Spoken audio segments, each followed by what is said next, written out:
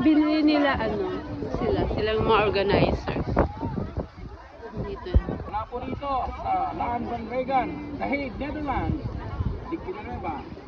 Diliman.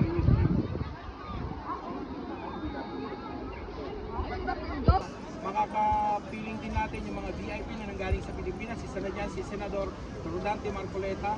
And of course, yung iba't ibang mga kababayan natin na nanggaling pa sa iba't ibang parte ng Europa. Sa Austria, the Netherlands, dito. Ito po kanilang sinisigaw. Ano pong sinisigaw nila? Marcos resign! Marcos resign! Marcos resign! Marcos resign! Marcos resign!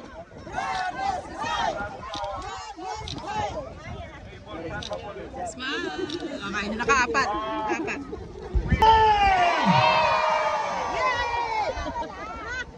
Coming from Belgium!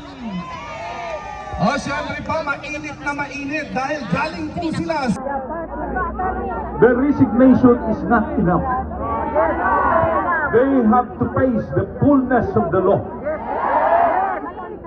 Dapat sila magulong. Iuwi si Tatay Digong sa atin. Sila ang lagay natin dito.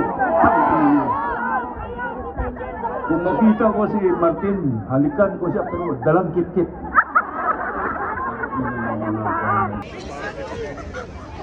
So lilipat sila ng venue.